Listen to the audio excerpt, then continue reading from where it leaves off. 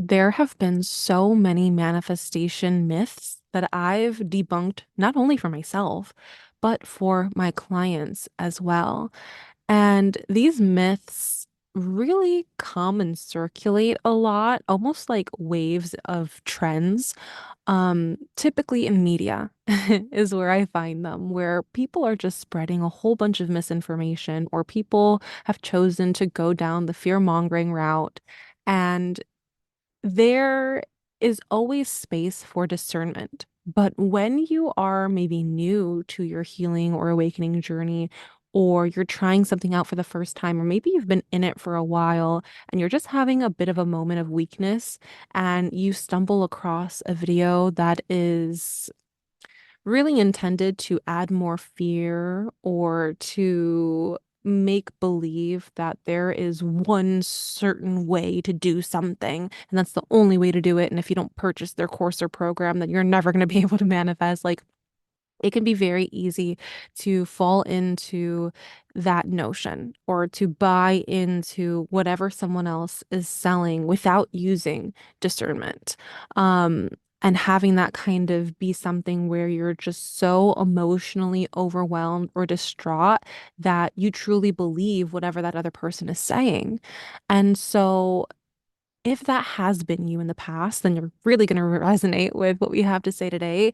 If you feel like you're kind of in that wavelength right now and you're not really understanding like what is right for you in terms of manifestation, what is, misinformation, what is authentic information, I first want to remind you that you yourself, as you are right now, do have connection to divine wisdom, to divine truth. You have that universal connection. And if you were to just practice really, truly honing in on that wavelength, on that connection, if you were to build and grow that muscle where you're able to receive that kind of information, you would really rarely ever have to go and ask for so many tarot readings and go and ask other intuitives for help. Now, you may be like, why are you shooting yourself in the foot? You offer tarot and oracle readings, and you offer intuitive mentorship sessions, and you do all these things. And I do. I do. And I love offering those tarot and oracle card readings. I love being able to divine for someone else and help them in moments where their intuition may not be as clear. But that's because the basis of my teachings and my mentorship is always to teach you how to connect. At the end of the day, of course, I am here to help support you and advise you and lead you in the way that you want to go, especially because I'm someone who is outside of you. So I have an unbiased perspective, right, of what it is that you're going through. I'm not in it like you're in it. So that makes the readings hit home a little bit more whenever you are in the midst of it all.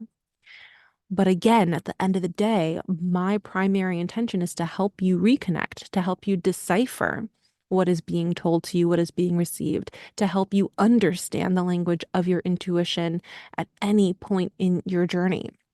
So, knowing that that is the basis of what I help you do in mentorship programs or in my services and sessions, you feel a little bit more confident and comfortable with having someone like me divine for you.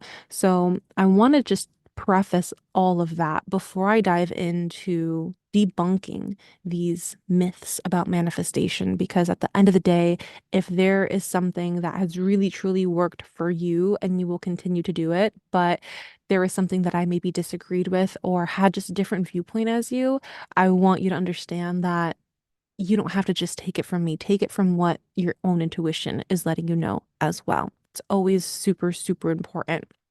So, one of the myths that I debunked for myself was just visualizing what it was that I had wanted in my life or what I desired in my life, and then doing absolutely nothing else.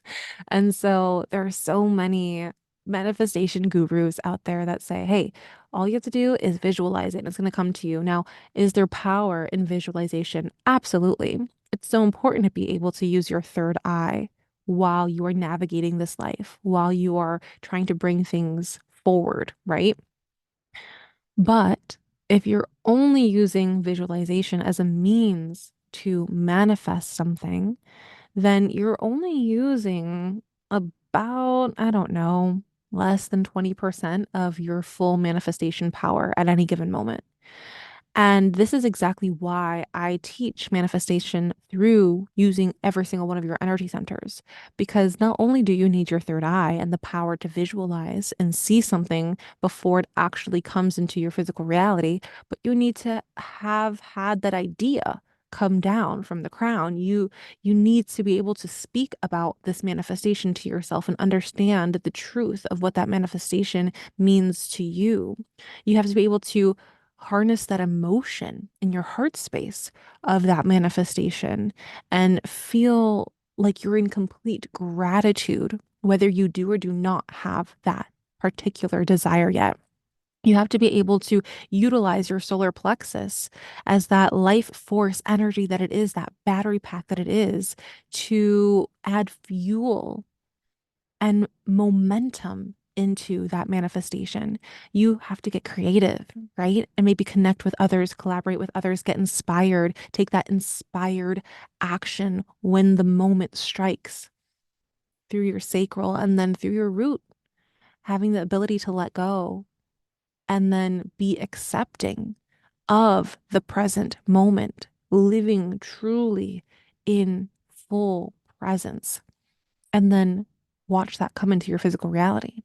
So you need all of your energy centers, not just the third eye. So that's the very first manifestation myth I want to debunk for all of you listening here, especially if there's been a manifestation of yours that you had for a long time and you've been able to manifest other things quite easily, but there's just this one thing that no matter what you seem to do is not working out for you.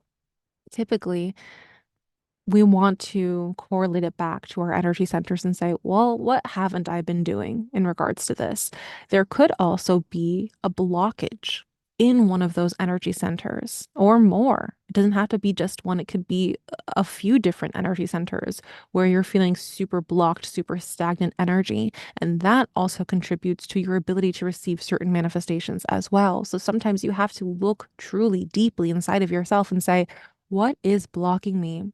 What has been ignored by me that cannot be ignored anymore? What has been hiding away or shying away? What is something about myself that I haven't been able to look in the face? What is a certain fear that I've been holding on to or a belief system that I've been holding on to that I honestly do feel is keeping me from experiencing what it is that my desires are? Then from there, that's when you can do that deeper work.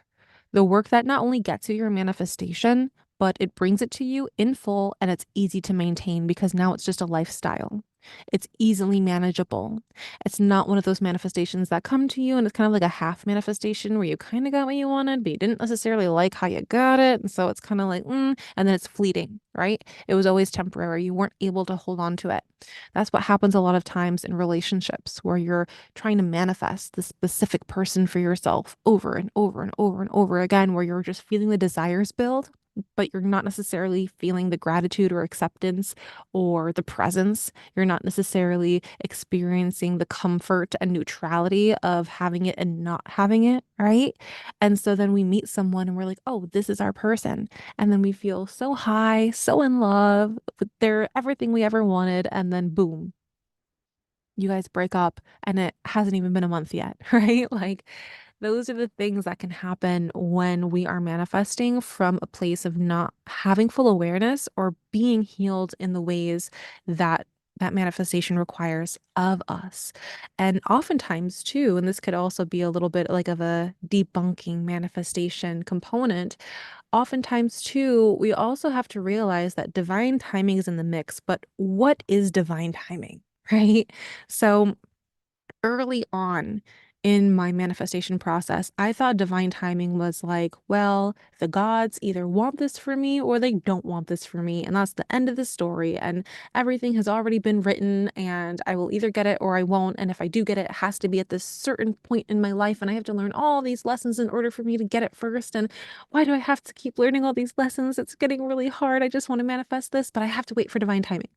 That's how I thought it was. And maybe that's what you think about divine timing at this point too in your journey. And what I realized for myself was one, like, whoa, I am feeling so much pressure just off of this, right? Like, there's other beings outside of me that are deciding all of this for me. And it was just beginning to be one of those things where I was having a hard time comprehending how to get on the good side of the divine, how to on the good side of these angels who are holding my manifestation like a carrot stick in front of my face. And I realized that all divine timing really is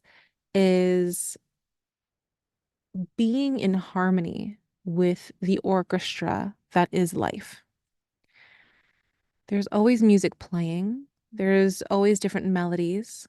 There is always notes that you hold for a long time and notes that you hold for a shorter time. But also, this music that's coming from life is not coming from one source. It's coming from every single person, place, or thing. It's coming from every single orifice of what life embodies.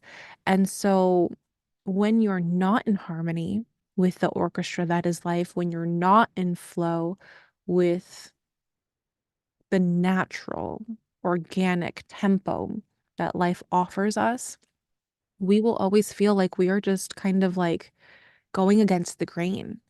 And we'll always feel like we have to put so much effort and work into what it is that we are trying to manifest or accomplish. And, some efforting is required, some work is required. Like I said, we can't just visualize and then boop, here comes our manifestation.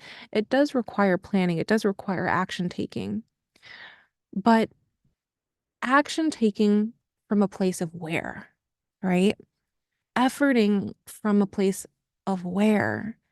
Are we taking action from a place of happiness and gratitude and presence and neutrality and being very accepting?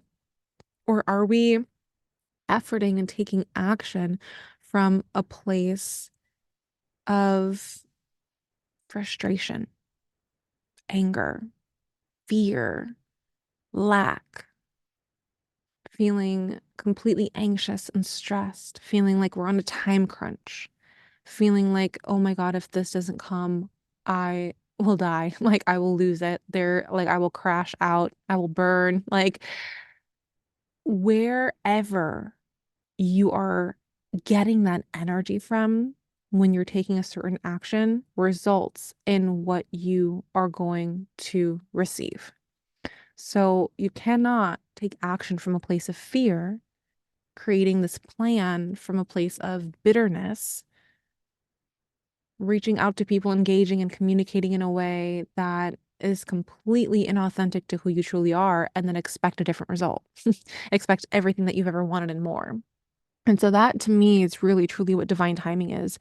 Being in harmony with the orchestra of life, understanding that there are certain people, places, and things that are already working on your behalf for your own highest good to help you experience what it is that you wish to experience. But if you're not currently in that flow, if you're not currently in that harmony, and you can get into that harmony, you can get into that flow. It doesn't take a long time, but it does take practice, and it does take awareness, and it does take you alchemizing certain emotions and energies within yourself before you're able to fully be in that flow. And let me tell you something, which is a lesson that I've had to remind myself over and over and over again lately with a particular manifestation that I've been working on for a long time.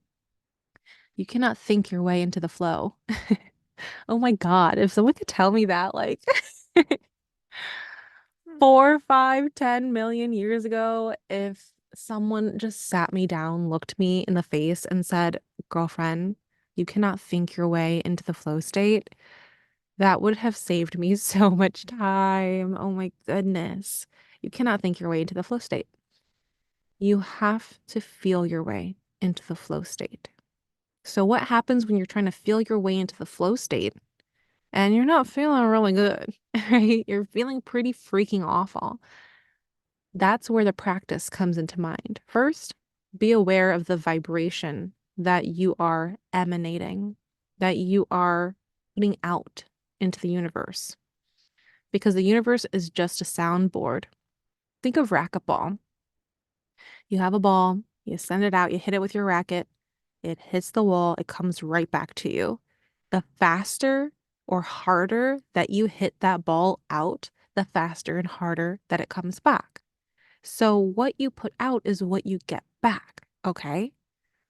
It gets a little tricky when you add other elements like other people, right? If you're playing racquetball with other people, now there's different things, but that is the flow. You have to find that flow. You have to find the rhythm, just like in volleyball, even. You have to have that rhythm of the ball volleying for a while. And once it does, and someone finally scores that point, it's like, whoa, what a great match. What a great match. Wasn't boring. It was exhilarating. There was a harmony within it, right? So again, you have to get back to that awareness of it. What am I outputting vibrationally, emotionally, mentally, physically? And how can I connect spiritually back to my own center, back to my own divine truth, back to what my spirit knows is true about me, back to that divine wisdom? How can I become aware of what that truth is and finally understand and see what the illusions are that I keep on buying into? Maybe it's the illusion that my partner doesn't love me, or the illusion that I always have to, work to midnight every single night in order to get this amount of money. Or maybe it's that I have to discipline my kids in this specific way, or they're never going to learn and they're going to be terrible when they grow up. Like, what are the illusions that I keep buying into that are not true?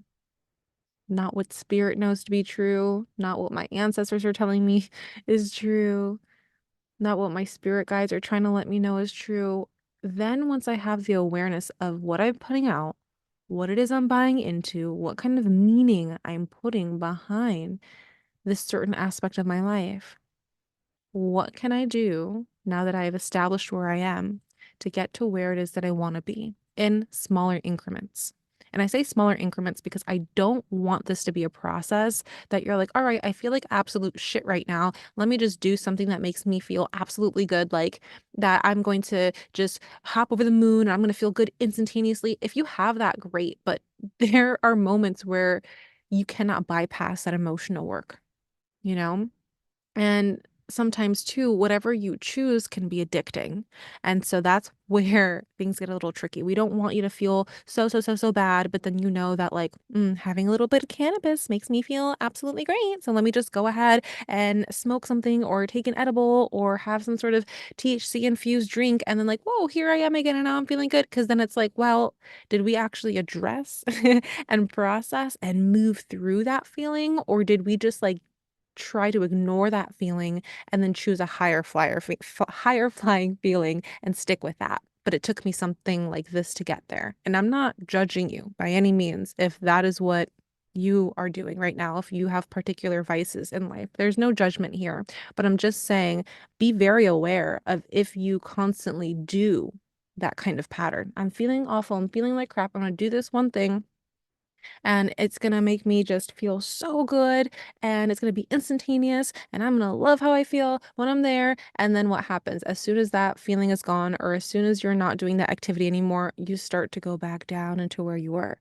The process that I'm trying to walk you through and trying to make very clear to you is that there has to be that awareness and acknowledgement of what it is that you're feeling and then move through it using a practice that actually helps you process emotion. So that could be like a meditation, that could be yoga, that could you just being mindful, that could be you playing with the dogs, that could be you washing dishes, that could be you doing some sort of chore, that could be you doing something completely boring or mundane or tedious, but it allows you to get from where you are to where it is that you want to go in a way that feels like a weight is being lifted off your shoulders, but you've had the time to understand what message that feeling and that emotion brought to you. So let's see if we can give you guys an example. Let's say you are trying to manifest a happier relationship with your significant other.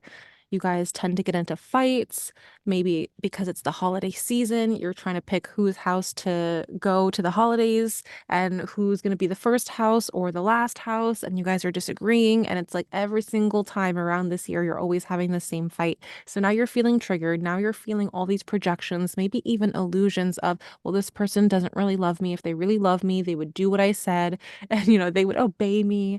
And, we wouldn't have to always be in this situation. And, maybe this person doesn't care about me enough to listen to what I have to say or my thought process. Or maybe the illusion you're believing is I'm just not confident enough to set certain boundaries because I don't want this to happen next year. It's already happened for the past 3 years. And so now you're in that mode, right?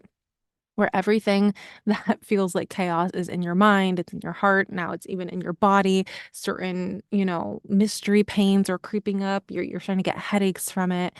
You don't want to go from where you're at in that moment right now to saying, you know what, let me just do some retail therapy and then just go shopping and just like blow all your money, feel good for that moment, come back home, and then you're still having to deal with the same thing.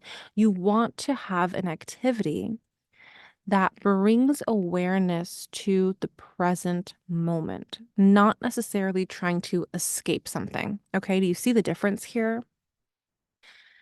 You want to do something that allows you to say, all right, girl, I have heard everything that I've had to tell myself. I know where I am mentally, I know where I am emotionally. Where is it that I want to be? Okay, well, I want to be confident enough to express myself in a way where maybe I don't start to cry when I'm trying to communicate to my partner. Maybe I want to have more awareness of what my partner's thoughts are, what his beliefs are, what his logic is. And maybe I know that every single time my partner speaks up, I shut down and I don't want to listen because I'm just waiting for my time to talk. So I want to have more awareness for their perspective, for their beliefs. I want to observe what it is that they have to say by living in their shoes. Okay, that's the next thing I want to do. And then you keep going throughout the list. And this is the meat and potatoes that so many of us miss because we simply don't take the time to do it. But if you were to help yourself organize your thoughts and organize your emotions, seeing where it is that you're now and where it is that you want to be, processing it all the way through, breathing in deep, drinking some water, having a distraction-free moment for yourself, and then at the very, very end of it, creating a plan of action that will get you to your manifestations so much quicker because then you've been able to get into that flow state. You've been able to get into the flow state because of that processing time. So, if you, this holiday season, are experiencing a blockage or a wall from you living that life that you know that you deserve, having that partnership that would mean the world to you, having a freedom of choice with what it is that you choose to invest in financially. If you know where you are right now and know where it is that you want to go, but you're feeling super blocked in the process, I invite you to come into my world, whether that is through a healing session, whether that is through the Awakening Vault, which is my new membership. I really, really encourage you to come closer into my world so that we can support you. It's so important to me that I help those who are actually truly looking to make change, but they just need a little bit of course correction, or they just need a sounding board, Or maybe you feel like you've done such a great job alone in your healing journey, but you know that community matters. And maybe you just need someone to listen to what it is that you're going through to say, hey, like, would you have a different way of going about this? Do you think I'm like, doing this in a way that is going to benefit me in the future? All of that support can be found by coming into my world, being held accountable for your healing journey, the consistency in your self growth journey, evolving into the being that you were born here to be. That's one of my specialties. And so I would love to help support you in that way. So, whether it is through a healing session, through the Awakening Vault, or even through one of my programs, I encourage you so, so, so, so much to invest in you, allow yourself to have an open mind for more perspectives, and to help take you from where you are right now to where it is that you want to go in a way that feels like fun and flow instead of frustration and fear.